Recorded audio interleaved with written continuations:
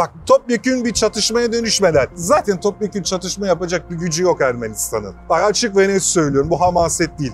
Siklet farkı var. 2020'deki 44 gün savaşından sonra bir ateşkes imzalandı ama nihai kalıcı bir barış anlaşması imzalanmadı. Bu bir. Yani bu ayrılıkçılıktan, şiddetten, Türk düşmanlığından nemalanan ve yolsuzluklarını kapatan, yani başını işte Koçerya'nın, Manukya'nın, Sarkisyan'ın çektiği bazı gruplar var. Hazırlık yapıyoruz. Nazif darlamadan size bir çağrı yapayım arkadaşlar. Lütfen GZT'ye abone olun. İçeriklerimizi lütfen izleyin. Burak Hocam hoş geldiniz. Merhaba Nazif. Hocam şimdi ben uluslararası ilişkiler doçentiyle karşı karşıya olduğumu bilerek Azerbaycan meselesinde de sizinle GZT üzerinden konuşamamıştık. Biz GZT'de çok yoğun içerikler meydana getirdik aslında, oluşturmaya çalıştık. Bir kriz yayını moduna geçiş yaptık. Tamam. Her konuyu konuşmaya çalıştık ama bir Burak Darıcı ile konuşmak gibi olmuyor. O yüzden sizinle de bir konuşmak isterim. İçeriğin içinde de hem Azerbaycan'ın sadece 24 saat bile dolmadan gerçekleştirdiği başarılı antiterör operasyonu olacak. Ermenistan'da darbe girişimi gibi gözüken bir ayaklanma olduğu bilgisinden bahsedeceğiz. Karabağ'da gelecekte ne olur bir masaya yatıracağız. Hepsini konuşmaya başlamadan önce size direkt olarak sorayım. Azerbaycan bu operasyonu neden yaptı hocam? Şimdi orada bir ayrılıkçı, yani Paşinyan'ın da, açık söyleyelim, Paşinyan'ın da kontrol edemediği Karabağ'da Hankendi bölgesi merkez olmak üzere bir ayrılıkçı hareket var. Bir de bir mayınlı saldırıyla bazı şehitler Azerbaycanlıların şehitler vermesine neden oldular. Orada mevzileri tahkim ettiler, yeni siperler kazdılar. Hani böyle bir ayrılıkçı hareket başlatma noktasında bir ivmelenme yaşandı. Ayrıca bir referandum yaptılar, illegal, gayri kanuni. Yani Karabağ'ın ayrılıkçı bir hareket, bunu ayrı bir sanki cumhuriyetmiş gibi. Yani oradaki ayrılıkçı yapıların dağıtılması gerekiyordu. Bu operasyonun ana noktası bu, ki zaten bu da bir antiterör operasyonu olarak tanımlanıyor. Aslında meselenin özü bir 2. Karabağ Savaşı'nda, bir 2020'deki 44 gün savaşından sonra bir ateşkes imzalandı ama nihai kalıcı bir barış anlaşması imzalanmadı. Bu bir. İkincisi, Azerbaycan'la Ermenistan arasındaki ilişkilerin siyasi seyri ile ilgili bir istikamet planlama, bir anlaşma konusu edilmedi. 2. Ermenistan çok açık bir şekilde Karabağ'daki haklarından vazgeçtiğini bir uluslararası anlaşmayla dünya kamuoyuna beyan etmedi. Bu 3. Bunlar olmadığı için, yani sonuçta nihai bir anlaşma olmadığı için bu meselenin 2. roundu oynandı. Ama bu anlaşma olmazsa daha çok round oynanır. Oynanır değil mi? Çünkü evet, yani bitmiyor. Çünkü ayrılıkçı bir, radikal bir Ermeni gruplar var ve bunlar terör üretiyorlar. Şimdi yani terör üretiyorlar. Yani bunların darbelenmesi gerekiyordu. 23 saat 43 dakika süren bir anti terör operasyonuyla oradaki yapılar dağıtıldı ve 44 gün savaşındaki zafer perçinlenmiş olduğu gelinen nokta bu. Müsaade ederseniz bu operasyona kadar birkaç detaydan bahsetmek istiyorum. Azerbaycan hükümeti operasyonu başlama kararı verdikten hemen sonra önceliklerinin o insan hakları olduğunu net bir şekilde ifade etti. Ben çok görüntü gördüm hocam. Hatta bunu Azerbaycan Savunma Bakanlığı gazetecilerle de paylaştı. Yani SİHA tespit ediyor. Ermeni ayrılıkçılar orada. Silahları var, tankları var. Ama yanlarında sivillerin olduğunu gördüğünde, ki Ermeni bu sivillerde bu arada, çok özel bir durum, müdahale etmediklerini uluslararası kamuoyuyla paylaştılar. Evet. Gelinen noktada ayrılıkçı Ermeniler de bu hassasiyeti kullanarak işte yerleşim yerlerine, ahırlara, bahçelere, tarlalara silahlarını yerleştirmeye çalıştı. Burada amaçladıkları şey iki taneydi aslında. Birincisi, Azerbaycan burayı vuramaz, biz kurtuluruz. İkincisi, Azerbaycan burayı vurursa biz uluslararası bir provokasyon süreci başlatarak bak Azerbaycan sivilleri vuruyor dedirtiriz noktasına gelmişti. Günün sonunda ikisini de elde edemedi. Azerbaycan hükümeti, tabii Türkiye Cumhuriyeti Devleti'nin de gücünü arkasında hissederek SİHA'larıyla, İHA'larıyla net bir operasyonu başarıyla gerçekleştirmiş oldu, değil mi hocam? Evet, aynen öyle. Net ikinci operasyonda, gerçi birincisi kadar hani bir geniş kapsamlı bir savaş hali yok da kısa süreli bir terör operasyonuyla bir başarı elde edildi. Şimdi uluslararası ilişkilerde bu tür askeri müdahalelere, kısa süreli askeri müdahalelere zorlayıcı diplomasi kavramı altında kavramsallaştırılır ve analiz edilir. Nasıl açarsınız hocam bunu? Anlatalım. Şimdi zorlayıcı diplomasi, bir ülkenin dış politikada hedef olarak gördüğü konuya ya da hedefe ulaşmak için Dışişleri Bakanlığı'yla ordusunu belli bir hedefi gerçekleştirmek için planlı bir şekilde kullanmasıdır. Yani sahadaki sert gücü ordu tatbik ederken masada da sizin hariciyeniz, dış işlerinizle müzakere sürecini sürdürerek istenilen amaca ulaşılmak istenir. Dört taraftan kuşatma gibi aslında. Gibi. Şimdi burada da bu 23 saatten birazcık fazla süren operasyonla Azerbaycan ordusu Ermeni ayrılıkçıları baskılayarak masaya doğru iterek bir yandan da müzakere masasını kurdu. Mesela bu uluslararası ilişkilerde bu zorlayıcı diplomasiye en tipik örnek olarak 1963 Küba krizi gösterilir. Amerika Birleşik Devletleri'nin ablukasıyla Sovyetlerin oradaki balistik füzelerini geri çekmek zorunda kalması. Bu da bence son yıllardaki istisnai ve tam böyle tipik bir zorlayıcı diplomasi örneklerinden bir tanesi. Görüntüleri koyarsın. Gazetede var. Ben de hani siz de aynen bunu koymuşsunuz. Ateşkes masası kuruluyor. Evet. Ermeniler bu tarafta, Azerbaycanlı diplomatlar bu tarafta. Arkada silah sesleri devam ediyor. Evet, evet. Öyle. İmzalanırken. Tak işte böyle. Bu tür zorlayıcı diplomasideki kritik nokta askeri faaliyetin topyekün bir çatışmaya dönüşmeden sınırlı düzeyde kullanılmasıdır. Bak bu da zaten 23 saatte. 23 saat 43 dakika. Bak topyekün bir çatışmaya dönüşmeden. Zaten topyekün çatışma yapacak bir gücü yok Ermenistan'ın. Bak açık ve net söylüyorum, bu hamaset değil. Siklet farkı var. Değil mi?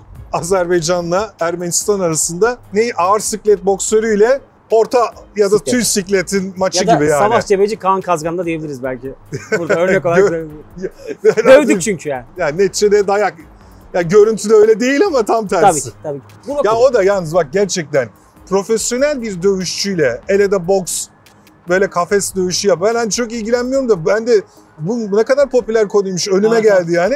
Ya profesyonel bir dövüşçüyle meydan yani senin çok iri cüssel olman bir anlam ifade etmez yani. Doğru hocam. Doğru. Profesyonel dövüş başka bir şey çünkü. Bence de öyle. Evet. Konu dağılmadan şunu hemen söylemek yani isterim. Azerbaycan ordusu da profesyonel bir dövüşçü yani artık. Değil mi? Profesyonel hocam, bir ordu peki, yani. Burada dengeyi Milli İstihbarat Teşkilatı'nın etkisi, İHA'sı etkisi değiştirir değil mi hocam? Yani Türkiye'nin komple tabii etkisi diyelim. Yani Türk Silahlı Kuvvetleri'nin, kurmay heyetinin imkanlarının desteği vardır. Hariciyenin arkasında gücünün vardır. Siyasi yapının vardır. Açık bilinen savunma işbirliği anlaşması çerçevesinde bazıları da örtülü. Bunları bizim bilmemiz mümkün değil, örtülü olanları. Dolayısıyla yani zaten yani bunu söylemeye bile gerek yok. Yani Türkiye'nin açık bir desteği var. Bugün biz bunu çekerken de şimdi basın toplantısı var. Sayın Aliyev ile Sayın Erdoğan'ın. Evet. Yani Nahçıvan'da. Evet. Yani bu mesaj veriliyor. Dünya kamuoyuna bu mesaj veriliyor. Peki Burak hocam, şimdi Azerbaycan antiterör operasyonu yaptı o bölgeye ki o bölge aslında tam böyle az önce bahsettiğiniz gibi anlamına kavuşmamış bir bölgeydi. Muğlak tarafları çok fazlaydı. Ermeni ayrılıkçılar orada yine terör faaliyeti yürütmeye devam eder mi? Benim öngörüm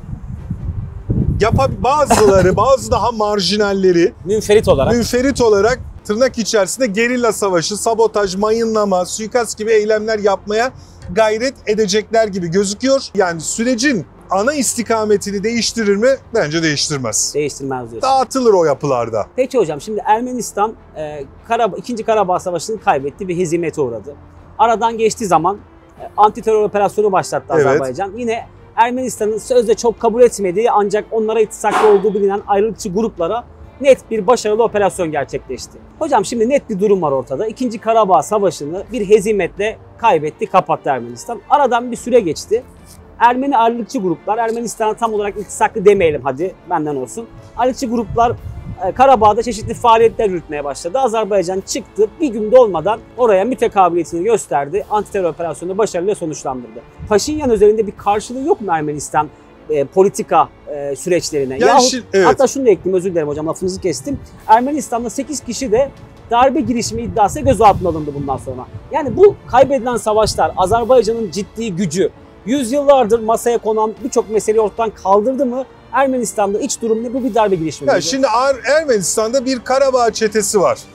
Karabağ çetesi ya da Karabağ çetesi var işte yani bu ayrılıkçılıktan, şiddetten, Türk düşmanlığından nemalanan ve yolsuzluklarını kapatan Sarkisyan'ın çektiği bazı gruplar var. Bu gruplar tabii Paşinyan'ın iktidarına ve mevcut 44 gün savaşından sonra Paşinyan'ın, yani hatırlatırım izleyicilerimize, Paşinyan Sayın Cumhurbaşkanı'nın yemin törenine geldi.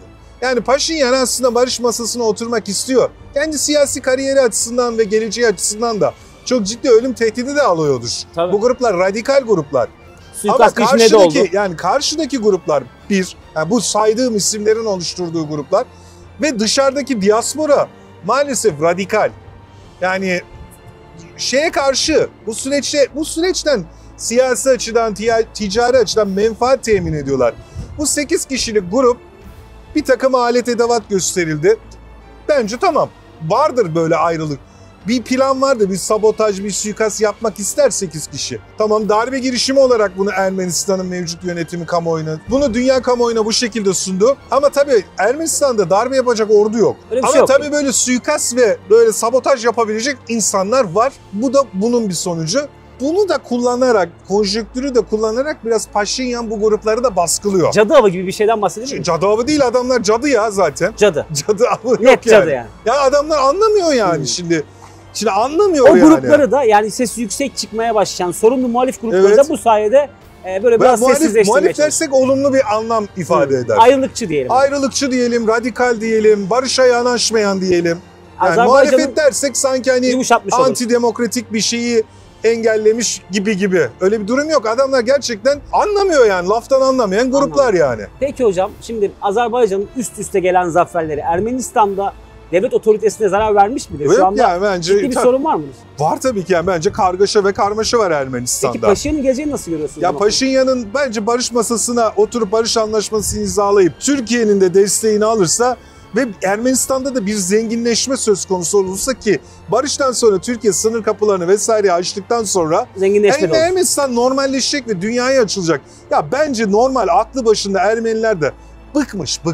Değil mi? Bıkmışlar adamlar fakirlikten, fukaralıktan. Ama öyle bir şey var ki baskı var ki yani böyle derdini konuşamıyor. Yani barışın B'sini ağzına alamıyorlar yani. Doğru. Hemen ne oluyor? Hain, vatan haini, casus. Yani adamlar yani bıkmışlar fakirlikten, fukaralıktan. Yani sonuç alamıyorsun yani şiddet üretmekle.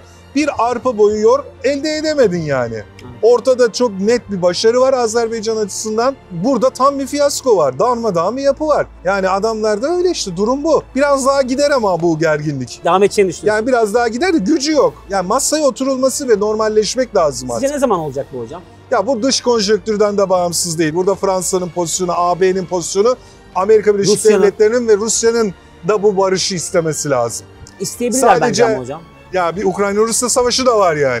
Tabii. Hiçbiri birbirinden bağımsız değil. Ben Türkiye-Fransa ilişkileri var mesela. O var. Bir de bir şey daha etkileyecek bence bu süreci. Donald Trump'ın Amerika Birleşik Devletleri Başkanı olması da bu süreci etkileyecek. Evet. Yani bir sürü konjonktür değişkene bağlı.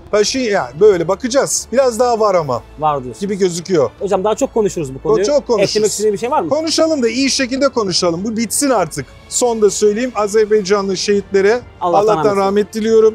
Azerbaycan Türklerine, yaralılara da acil şifalar diliyorum. Ailelerine sabırlar diliyorum. Bunu da belirteyim. Çok teşekkür ederim hocam. Rica ederim. Sağ olun.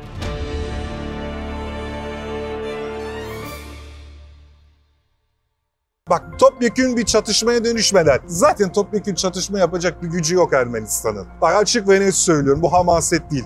Sıklet farkı var. 2020'deki 44 gün savaşından sonra bir ateşkes imzalanan